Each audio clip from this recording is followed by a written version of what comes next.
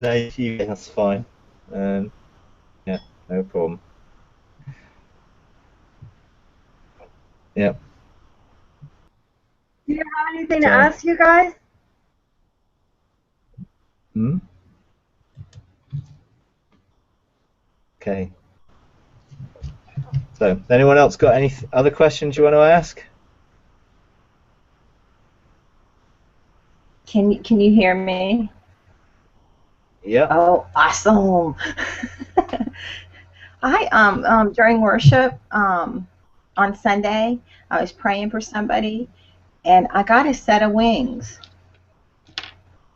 And I've never had a set of wings before. Have you ever Yeah. heard of that? Uh, yeah. Um, because what are the function of wings? To fly. To help you go higher, to fly. And so often it's, if you're ministering to someone and you get a set of wings, it's usually because you need to engage at a higher level of revelation to be able to minister to them. And God is saying, come higher and I can show you things from this perspective so you can minister them from that perspective. And so you can do that at the same time. Your spirit can be flying and engaging in the realms of heaven, but you can still be ministering to someone in a natural sense. Um, you know, and it could be that actually, you are called to engage with the eagle, perhaps in terms of soaring and seeing things from a bigger picture perspective. I would always just go back to God and just say, okay, God, what was that about? You know, give me some revelation about the wings. Were they just for this specific occasion? Is there something that you want me to do on a regular basis? What is it? Just give me revelation about it, because all that, what that'll do is just build up your confidence in talking to God, hearing Him, having having a relational conversation about things. Which is what I encourage people more and more to do, to go back and say, okay, God, what is this? What was is it symbolic? Is it literal? What it actually is it that you're showing me? And He will, he'll give you revelation, and you'll get more insight into it the more you meditate on it. And if it's something, it's like you feel, no, this is actually something I'm being really drawn into, then take that around the presence of God around the ark and begin to nurture it and to begin to incubate it. Because if it's a particular ministry area or particular mandate that you've been given, then you need to administer that out of authority, and that comes with desire, which you create in your heart towards it, and then you will be drawn towards that area where God is leading you, because he will be directing and leading you in it, and then the ministry out of it in authority will, because you carry it in your heart. So being given a set of wings is one thing. Carrying the function and the positional authority of what those wings symbolize is another thing. And the more we do that within our heart and we brood over it and we incubate it, then when it comes to release, it's coming out of a position of authority within us. But sounds cool, doesn't it? Wings. Amen. Well, I've had the angels stand behind me and Yeah, open their wings. And yeah. that was powerful, but I've never been given a set of wings. I was like, oh, that's kind of out of my understanding. I think we're going to have to come to terms with a lot of different things that right now are beyond our understanding. And I think some of those things are just going to be the greater works than Jesus, the things which we've not entered into the heart of man yet, are going to be revealed from the deep calling out to deep. And as we go deeper in with God, we're going to find things released that we've never seen before or never even heard of before, because we're in a day that God wants to reveal the manifest glory of God, not just His presence. So we have to expect the latter rain to be greater than the former rain, and the latter glory to be greater than the initial glory. And so at the end of the church, we're going to expect a lot more, than was received in the beginning. So if Pentecost was a mighty rushing wind, then what's coming is a hurricane typhoon, you know. And if there was tongues of fire resting on them, then there are going to be blazing fires of light that we manifest. All those things, we're going to see a massive increase, than what we've seen already. And so I'm expecting a whole load of things than we've ever really experienced before to come about. Um, you know, but it's all basically based on the same thing. We're in rest with God, and we flow out of that, and we do whatever He shows us to do. We get a mandate and we deliver it, even if it's a mandate to do something which is really weird, like, I don't know, shift a river course or something that gives you then water in an area that you haven't got before, or move a physical mountain. There are things which are hinted at that people just allegorize or symbolize that actually I think are more akin to bringing terraforming the earth according to the pattern of heaven. So the more we see what it is there, the more we'll want to see transformation of earth into that pattern, so that we set up these embassies on earth that are ruled from the government of heaven, not earth, and therefore are not under the same rules, are not under the same authority, that operate from a higher spiritual authority, and therefore we are able to establish those things where we can change the earth. It's like if we're supposed to produce a garden that represents the garden of God and is full of joy and peace and love and blessing and provision, then we're going to have to see a transformation of what we're living in right now to reflect that. And some of it will be a physical reflection, not just a spiritual one, which is good fun coming, I think. Amen. Amen. Can I share with you the ministry that my husband and I have? I told them last night, close their eyes and sense where the angels were, because we've taken them on your activations and what have you. And it's just an awesome thing to begin to see people open up and realize the spiritual realm round about them. Yeah. And it just excites me to see that. So I really appreciate what you're doing.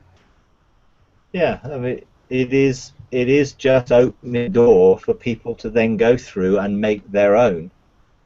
I don't want people copying what I do. I just want people to use it as an example, that then they can tread their own path and find their own experiences in it, but then it becomes their lifestyle in the kingdom. And you have to start from somewhere. So I just want to introduce to people the potential possibilities of what is available, and then encourage people to pursue that themselves.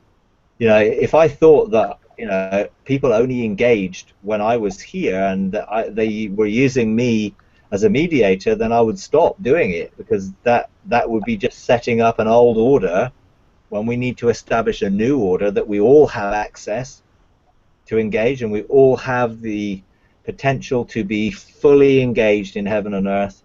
But you obviously have to pursue it and cultivate that desire to outwork it. But that's certainly my desire, and that people can come and say, hey, I saw this and I saw that and I went there, and I'll be like, wow, that's great, I've never been there, where was it and what did you do, and let's learn from each other. It's once you get the freedom to be guided into the realms of heaven, you don't have to be constrained to what someone else's previous experience has been. You can be taken anywhere, and you can see things that no one else has ever seen, because God has prepared things for us like that. And that's the key, is to rejoice in that, not to be threatened by it, or to be like, oh, well, I'm going to hold certain things back because I don't want people to get too far ahead. I want people to go as far as possible, because if someone's gone further than me, it means that I can go there.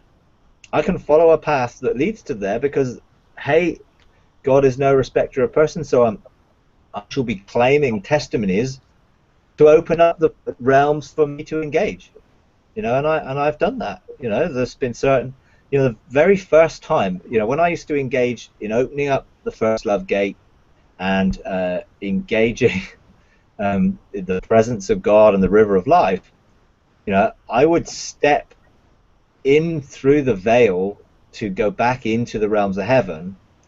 And one day I was like leading people in this exercise, and it's like, okay, I open the first love gate, and it's like, just encounter this, and then it's like, we just, you know, where does God want you to go? And afterwards they were sharing, and they said, well, I walked back through the first love gate, and when I walked back through the first love gate, I ended up in the river of life in heaven.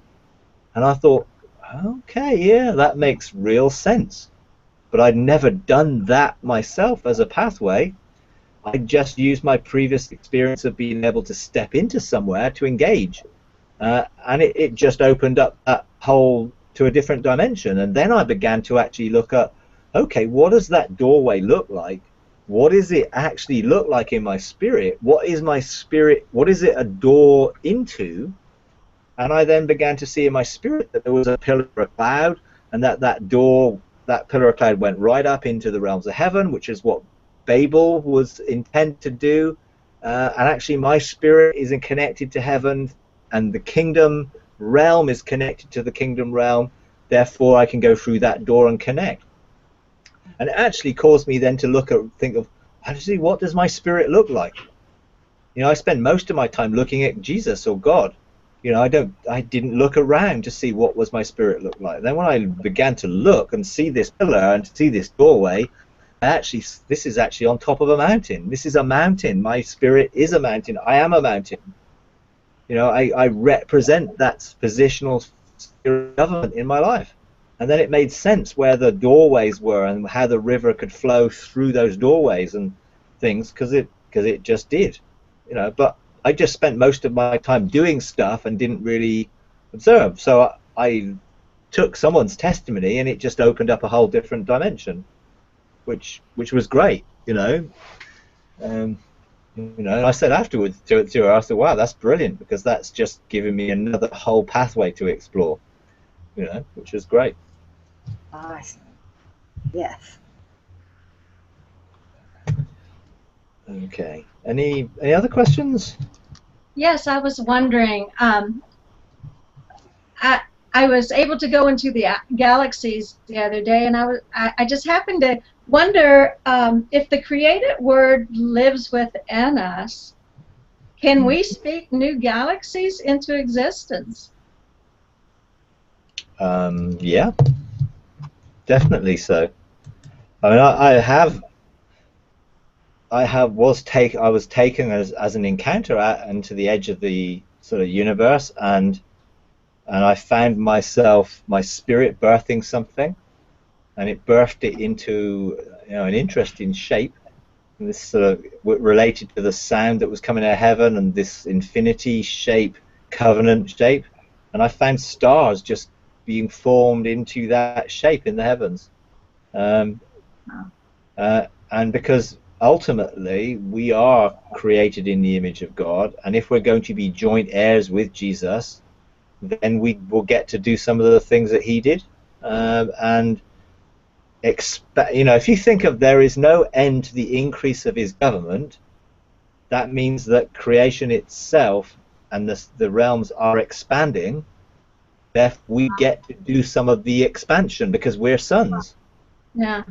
You know, Yeah. which is, you know, it's good. So yeah, no problem. And I think it's that the more time we spend connecting with God and in his presence, the more we will begin to take on his image and feel the creative release of that from us, you know. And yeah, who knows what, you know, dimensions we will engage with, because there are many different dimensions that we don't necessarily always connect with, you know, that we will be able to, I believe. So it sounds good, but it has to come out of your spirit. I mean, this is the thing. It's like, oh yeah, I would like to birth a galaxy, and I would like to put my name on it. You know, it probably is coming from the soul. You know, Yeah. whereas when my spirit just draws me to it, it's about bringing more glory to God, because the heavens display His glory. And so if I'm adding to the heavens, I'm adding to the display of His glory, which is what it's about, you know, rather than it being egotistical and, oh yeah, I'll be able to name this galaxy after me. Yeah.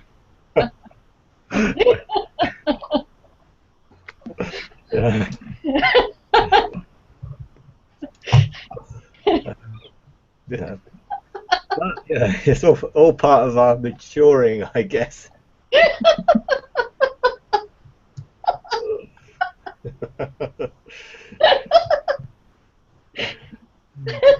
Okay. Oh.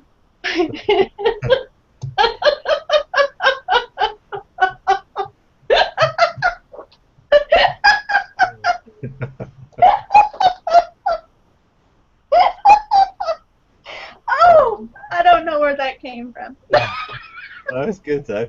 Yeah, it was funny. Joy is always good. Wherever it's coming from, it's good. So, okay. You got anything else?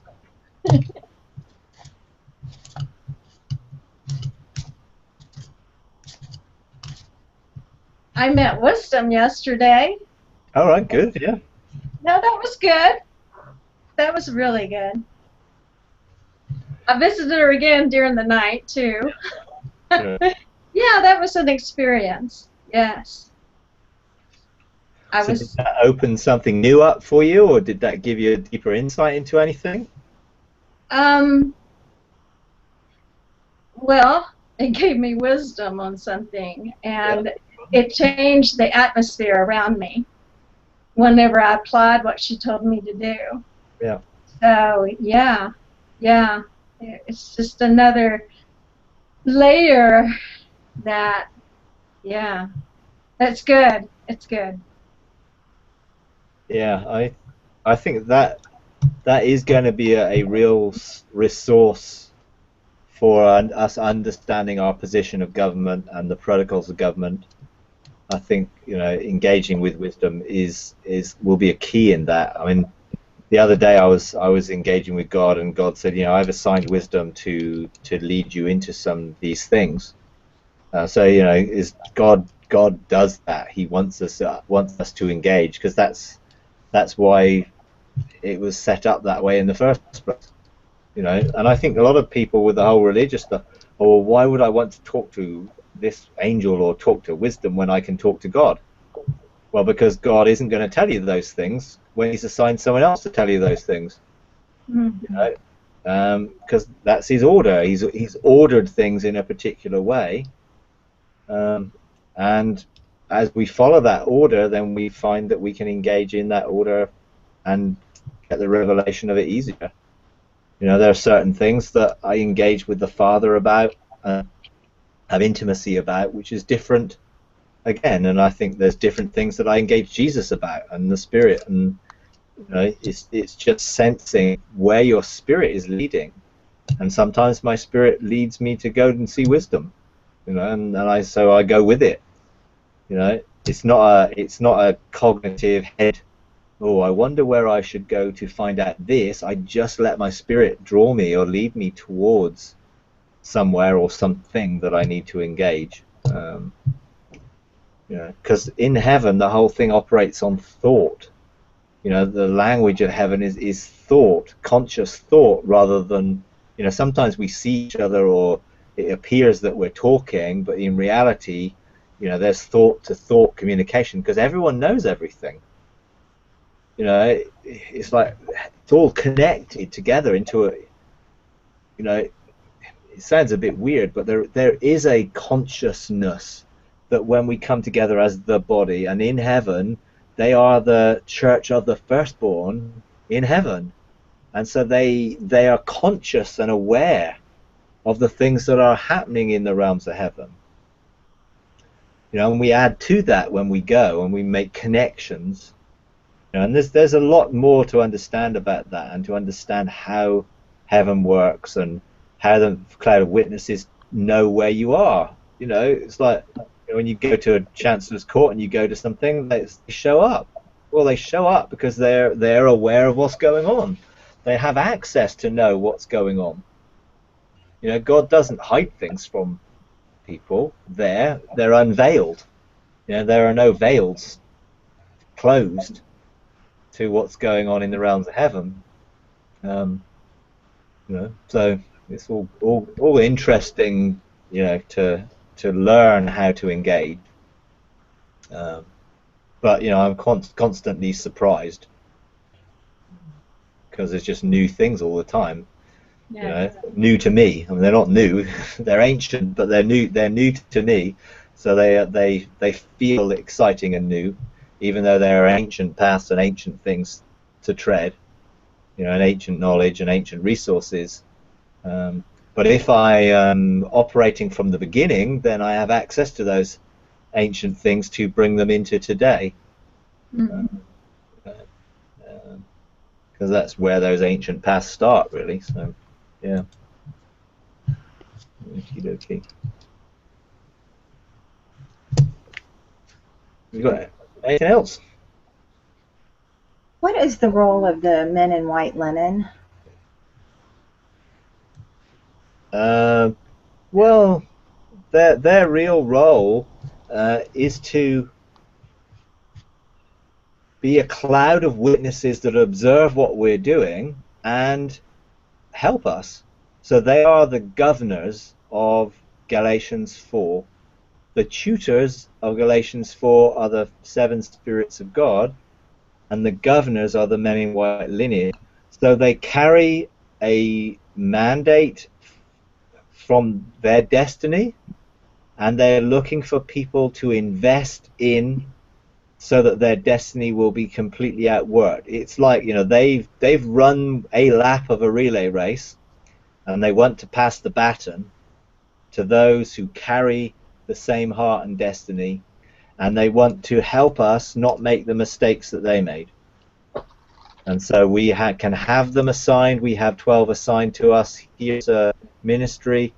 I've engaged with a number of them in different ways, but they've always been there to open something, or to give a revelation of something, or to lead me into something, or they're just there to help. They are surrounding us in that spirit realm, and they're as much the church as we are the church. They're just operating in a different dimension that can engage this dimension. And we will see a huge activation of that once we start to move into this new order, and with more and more people begin to embrace that, what you were saying earlier, seeing the realm of the spirit and being sensitive to the realm of the spirit, they will find that they're sensitive to which of the cloud of witnesses or the men in white linen are part, because obviously there are women in white linen as well. So and they want to invest. Sometimes they would want to pass on mantles, sometimes torches, or carrying the light, because many of them died without finding the full fulfillment of the promises. And you read that in Hebrews 11. They died in faith without actually seeing the total fulfillment. So they're looking for the generation who will embrace their sonship and bring transformation to the world, to the created universe, really. So they want to invest in sons, and so they're there to help in our sonship, as well as being involved in certain ministry areas where they got an association.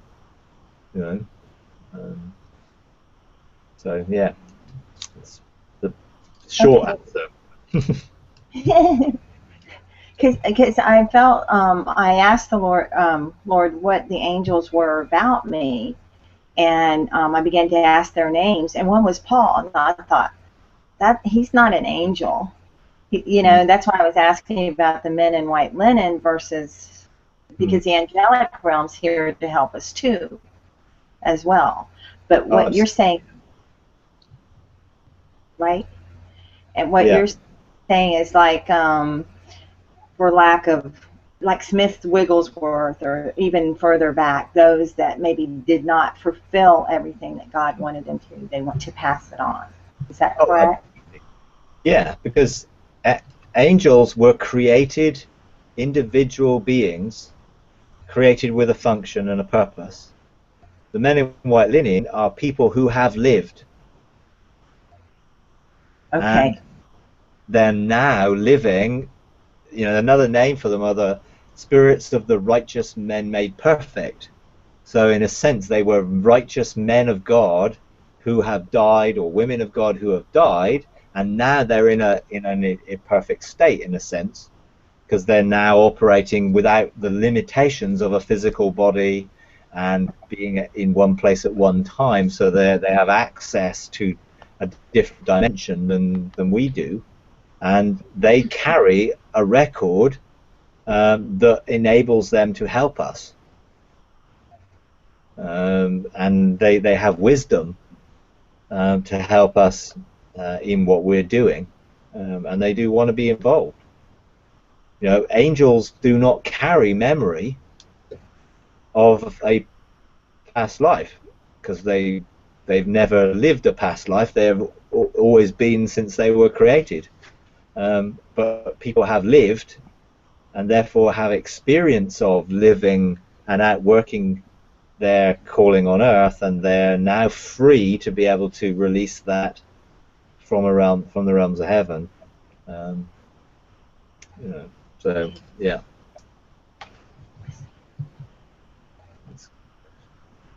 Okay. I have a Yeah. question regarding the men in white linen. So if you've met people in the past, I'm not exactly sure how this works. Can you ask to meet them again, or ask to talk to them, or do you have to wait for them to come back, or how does that work? Uh, it works again out of desire. If you want to find out of people, you can go and drink the wine in the wine room of the record of their lives. You can also go to the scroll room and you can look at a record of things that are written about previous encounters. I personally had a desire to engage certain people. I just felt drawn to ask them certain questions, and out of that desire, I engaged uh, in it. There were people like Jacob. I have a strong affinity with Jacob. He appeared to me at a portal and told me to come and meet with him, and he told me to read a portion of his life and to really receive revelation from that portion in Genesis 28 about the ladder and the house of God and the gateway of heaven and that whole thing about Bethel. And so it was really significant, and I started to do that, and then I had a desire to go and ask him something else, and when I went back I found that he was digging a hole. And I'm sort of like, this is a bit weird. Why are you digging a hole? And he just said, well, I'm showing you my well. I'm like, well, I know Moses, had wells in the desert and all that stuff, but I knew Abraham dug wells, and I knew that Jacob didn't dig a well as far as I was aware in the Old Testament. I knew Isaac unblocked his father's wells and dug new wells. And then as I was sort of meditating around it, it suddenly struck me that in the New Testament, Jesus actually went and drew water from Jacob's well in Sychar.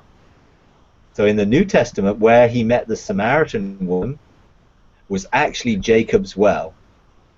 And so what he was saying was that, what I was going to be doing in terms of engaging what he had shown me from his life about opening heaven and finding a gateway of heaven on earth would be like a well that other people would be able to draw from, and actually it would change and transform things like it did with the woman. She went back to her community and it was like, wow.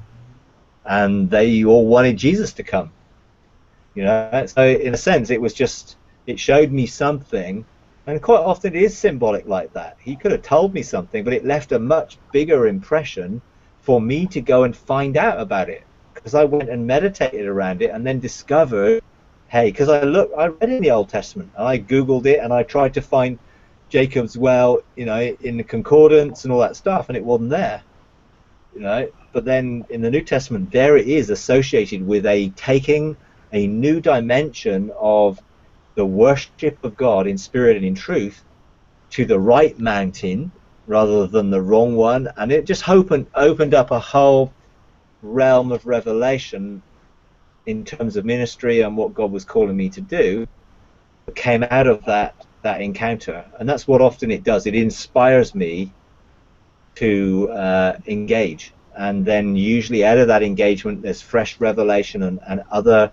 revelation that comes out of that symbolism, because you know it took it to Samaria, where technically they weren't supposed to have anything to do with the Samaritans. So this picture again was saying this is going to be able to open doors to people who, you know, who have access close to them, who other people won't necessarily deal with, but actually you have got permission to be able to engage and touch into different communities and into different spheres, really, of government. So, yeah, that was my encounter. You know, I did go back and I wanted to know some things about what was in the garden and what Adam was like. So I went back and looked, you know, and I engaged with Adam in the beginning to see how he did things, you know. So I went back and asked him, you know. So sometimes it can be just out of that desire and that drawing. Sometimes they are assigned and they do things because there's a recognition of something in God that they recognize and they want to be involved in. I'm sure God gives them assignments to outwork as well.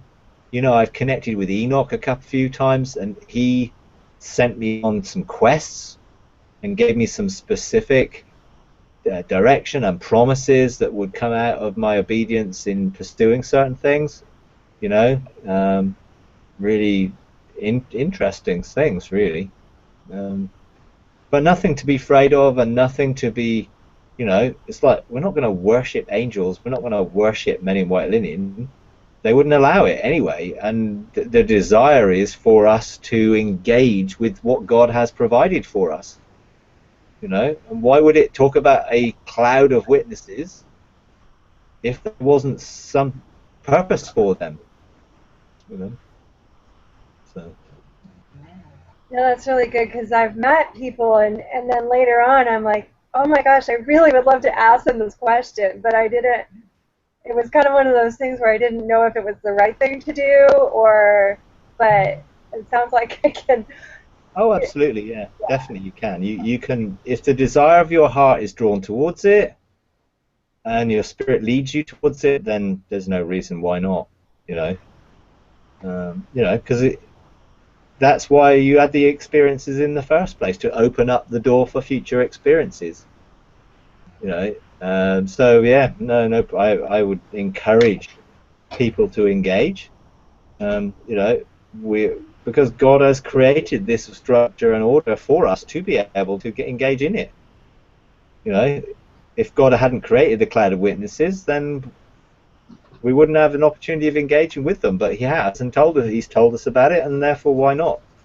And you look at the men in white linen; they were all the way through the Bible.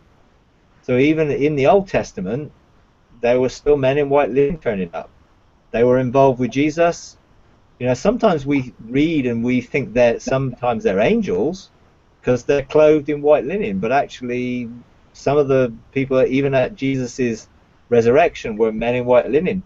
There were those that were standing when He went back into, you know, levitated back into that cloud, who were standing there as part of that cloud. Because it was you know, when it says He went up into the cloud, it was the cloud of witnesses who were welcoming him. You know, they're not a crowd of witnesses; they're a cloud of witnesses. You know, and He went into, and when he comes back, he's coming in the clouds.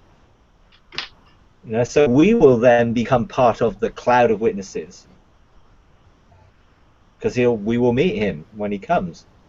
You know, so there's a lot of stuff around that which is fun, and I think we'll have a lot more engagement in the future. Good stuff. Wow. So Mike, you fulfill your destiny, whether here or as a man in white linen. The fulfillment of your destiny, Yeah, is completed. I believe that you will be involved in the end of all things. Yeah, because Jesus is going to remain in the realms of heaven until the restoration of all things spoken by those in ancient times. And that the most ancient things that were spoken by God were before the foundation of the world. Hence Jesus being slain before the foundation of the world, which means we can access that because there is no sin there, and we can bring that manifesting into our day. Hence I personally believe if you can live without sin for a second, you can do it for a minute, and you can do it for an hour, and you can do it for a day and longer. Because if we are living out of where there was no sin, then we can bring that into our personal experience. Not that we don't have the choice to sin. We do. Jesus had the choice to sin. He just chose not to, given the choice. And we have that same choice. And the more we are inspired by what it was like before there was no sin, the more we will want that to be manifested around our lives where we live in that atmosphere where there is no sin. And so, yeah, I think we can certainly engage in that with those who want to see the fullness of restoration come. And, you know, also all those that have died, children, they also who did not get an opportunity of outworking their destiny on earth are being tutored by the angels, so that their eternal destiny will be an ongoing flow of where they are. And again, that's another dimensional place where you can engage with them, and they're being tutored for their eternal destiny, even though they don't have a record of their earthly destiny. I believe that they will have a record of what their scroll and destiny would have been, but that will lead them into what it will be. And I think the angels are working with them to give them the experiences that they would have got if they had been born, so that they don't miss out. You know, so, Wow. yeah. Wow. He's so awesome. Yeah, he is. He is, yeah. And that's an awesome place. You know, a really, really emotional place if you know people there. And you know, that's where I met my grandchildren who had miscarried. There were miscarriages, and they're there being equipped by the angels. You know, which is awesome. Yes. Yeah. Okay, probably got time for one more thing. Yeah, I was wondering, do you feel like there's a difference between white linen, white garments, and white raiment? I think that I don't know, to be honest. I think white raiment is probably something that we are clothed in, being living. Like when we step into the courtroom, we get clothed in white raiment, if you like. It's like that's our righteousness. Whereas I think the men in white linen, it's more about who they are rather than being clothed in something, because they're now in that realm, living in that realm where we go, we get clothed in white linen because it reflects our righteousness. You know, hence Zechariah 3, where it talks about Joshua the high priest standing before Satan in the court, and God said, hey, give him a new set of clothes and put a new turban on his head. So I think that maybe a sort of separation there between raiment being what we're clothed in righteousness, and linen being them as who they are, their identity, because they're already there. They have, their spiritual bodies, if you like, in that realm. Maybe, I don't know, but I without sort of going and asking God specifically if there is a difference, that would be my first inclination. We are stepping into that realm, and we are stepping into the righteousness of God when we step there. They are operating in that realm, enrolled. There's a scripture in Hebrews where it talks about engagement with the different angels and the myriads of angels, but it talks about the church of the firstborn enrolled in heaven, and they are enrolled into their heavenly function, whereas we have an earthly function which we need to administer from heaven. And so there may be some sort of connection between that, because we are living in a different dimension, but we're connected to that. I don't know, maybe. But if you find out, you can let me know. So, okay, all right. So you're